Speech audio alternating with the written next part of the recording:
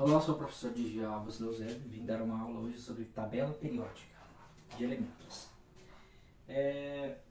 Vou iniciar revendo alguns conceitos, como o conceito de átomo. O átomo é considerado o menor pedaço em que se pode partir a matéria. Exemplo, se eu pego esse celular, parto ele em vários pedacinhos, divido na metade, depois na metade, depois na metade de novo, até o menor pedaço que se possa conseguir, é isso que é considerado o átomo, a menor parte da matéria. Até mesmo o átomo pode ser partido em três partículas diferentes. São elas os prótons, nêutrons e elétrons. Os prótons têm carga positiva, são eles que definem o número atômico, que é importante para essa aula nossa hoje, de cada elemento. Os nêutrons, eles não possuem carga, são neutros, como o próprio nome já diz, e os prótons e nêutrons, eles estão no núcleo do átomo, eles formam o núcleo do átomo, que é onde a massa atômica, a maior parte da massa atômica se concentra. E você tem também os elétrons, que têm carga negativa, esses que orbitam o átomo em camadas diferentes, que a gente chama de camadas eletrônicas. Vamos dar uma revisadinha rápida agora sobre a história da tabela periódica. Dmitry Mendeleev foi um químico russo do século XIX, quem foi o primeiro a dispor os elementos em uma tabela, assim, com colunas, né? E descobriu as propriedades químicas descobriu que as propriedades químicas dos elementos se repetiam periodicamente. Então, a cada período, a cada certo tempo, se repetiam essas propriedades. Por isso vem o nome tabela periódica. E ele usava a massa dos elementos para dispor elas na tabela, né? Temos lá o exemplo, a massa do hidrogênio 1, massa 7 do lítio, enfim, daí por diante. Depois de Mendeleev, nós tivemos o Henry Moseley, que foi também um cara muito importante para a tabela periódica, pois ele em 1913 reorganizou a tabela usando agora o número atômico. Lembra que eu falei que o número atômico ia ser importante? É o número de prótons no núcleo do átomo, número atômico, que é o que dispõe, né, os elementos na tabela. Foi ele, né, Henry Moseley, que fez isso. E também corrigiu alguns erros da tabela antiga do Mendeleev.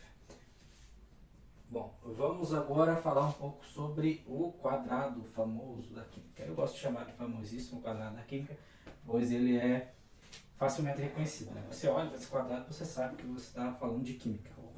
Nesse quadradinho nós temos as informações do elemento.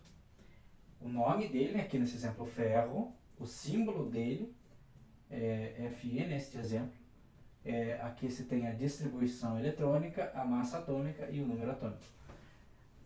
Mendeleev, como eu já tinha dito, ele tinha usado a massa dos elementos, que é o peso, entre muitas aspas, o peso de cada elemento, para dispor na tabela, como eu tinha falado antes.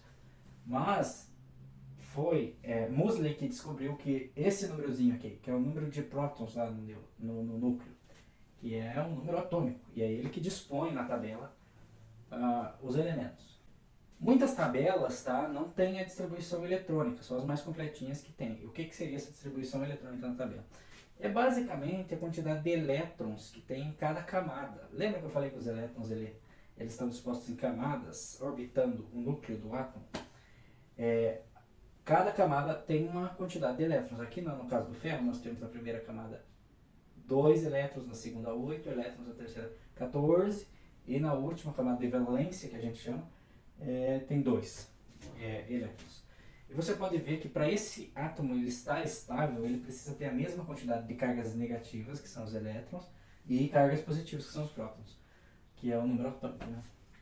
A massa atômica dele ela é a média das massas dos isótopos de cada elemento.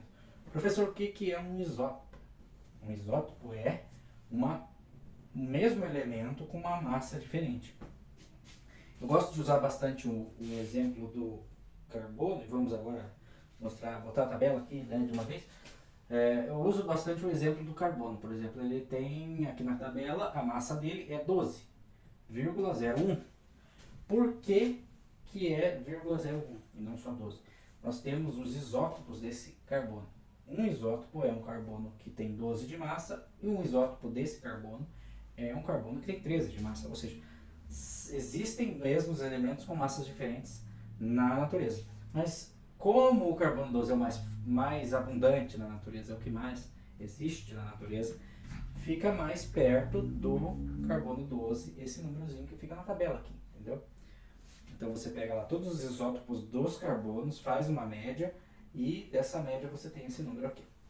Agora, na própria tabela, nós temos os grupos e famílias dos elementos. Vocês podem ver na tabela que eu dei para vocês aí, melhor, né, enxergar melhor e visualizar esses grupos. Nós temos aqui os metais alcalinos, metais alcalino-terrosos, metais de transição ou intermediários. Nós temos os outros metais, os semimetais aqui, os não metais em verdinho, isso inclui o hidrogênio que está lá na frente. Você tem também os halogênios, os gases nobres, e aqui você tem essas famílias dos actanídeos e latanídeos, que eles são elementos que são criados, muitos deles em laboratório, e nas nossas condições aqui do nosso planeta, a gente não conhece eles na natureza. Eles são criados em laboratório e duram muito pouco tempo. Questão de milésimos de segundos que eles duram e já decaem em outras coisas. Mas uma questão importante aqui, professor, por que o ouro é AU? Por que a prata é AG? O símbolo, né? A questão do símbolo dos elementos. Basicamente, os símbolos, eles vêm dos nomes em latim, ou em grego, ou então em inglês dos elementos. Exemplo, o hidrogênio, em inglês, ele é bem parecido com em português, ele é hydrogen. Então, ele também começa com H. Para nós fica bom isso, né? Mas veja o exemplo do chumbo aqui, ó. O chumbo é o Pb, que é plumbum, que é o nome dele em latim. Que fica bem diferente daqui do português, né? O chumbo. Então é uma grande mistura de línguas aqui que formam os símbolos dos elementos, né? Vamos falar agora um pouco sobre as propriedades periódicas desses elementos. Aquelas propriedades que o Mendeleev descobriu e que o Moseley reorganizou melhor, né? Essas propriedades que periodicamente se repetem. Eu vou pedir para vocês pegarem nas suas tabelinhas e anotarem essas flechinhas aqui do lado e escreverem os nomes, né? Faça uma flechinha escrito raio atômico, da direita para a esquerda e de cima para baixo. O que é o raio atômico, professor? Raio, vamos voltar lá na geometria. Uma circunferência possui um raio, que é a distância entre o centro e a borda da circunferência, né? E basicamente aqui é o que diz esse raio do átomo.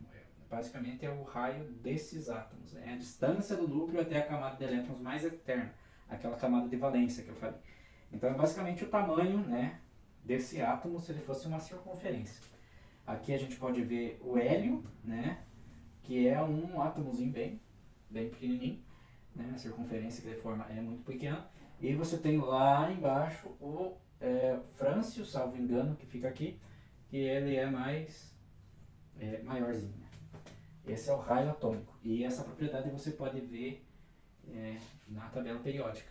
Então, sabendo dessas linhas aqui, que ele cresce daqui da direita para a esquerda e de cima para baixo, você sabe qual o tamanho, basicamente, em comparação com os outros. Né? Agora façam outras setinhas para a gente falar da energia de ionização. Agora uma setinha da esquerda para a direita e de baixo para cima, né?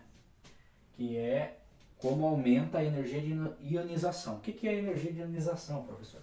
A energia de ionização é a quantidade de energia que é necessária para remover um elétron de um átomo no estado gasoso. Vamos agora então para a próxima propriedade periódica. A próxima propriedade periódica é a eletronegatividade. Eu até vou distribuir para vocês futuramente essa tabelinha que é a escala de eletronegatividade de Pauling. Pauling também foi outro químico muito importante que desenvolveu essa escala aqui. Ele deu então um número de 0 até 4 para essa eletronegatividade dos elementos. O que seria essa eletronegatividade, professor? Essa eletronegatividade é uma medida que dá a tendência de um átomo a atrair elétrons para si em uma ligação química. Então vamos lá usar um exemplo aqui. Você vê que o flúor ele é um elemento mais eletronegativo da tabela, que ele está aqui em cima. E o césio é o 0,7, é o menor, né, nessa tabela. Digamos que o flúor faça uma ligação covalente, né, em que eles compartilhem o mesmo elétron. O flúor, por ser mais eletronegativo, vai puxar esse elétron para si. Nessa ligação covalente em que eles estão compartilhando o elétron, isso vai fazer o quê? Com que a nuvem eletrônica venha para o lado do flúor. Ou seja, o lado onde o flúor estiver desta molécula vai ser o lado negativo, polarizado negativo. E o lado onde estiver o césio vai ficar mais positivo, porque o elétron veio para o lado de cá, né? Eles continuam compartilhando o elétron, porém o lado do flúor está mais negativo do que o do césio. Basicamente é isso que é a eletronegatividade. Você pode ver que ela, façam lá a flechinha na tabela, ela cresce aqui da esquerda para a direita e de baixo para cima agora. Então você tem o flúor como maior e o césio nesse caso como menor. Bom, era isso. Muito obrigado. Fica aqui meu e-mail para receber dúvidas, para mim poder enviar para quem quiser essa apresentação de slides e também alguns links que sejam úteis. Agora vou sortear para cada um de vocês um elemento químico e eu quero que na próxima aula vocês me tragam uma pesquisa completinha sobre esse elemento químico, principalmente visando as propriedades periódicas que a gente viu nessa aula de cada elemento químico que for sorteado, né, para cada um de vocês. Era isso, muito obrigado, espero que tenha sido claro e valeu, até a aula que vem.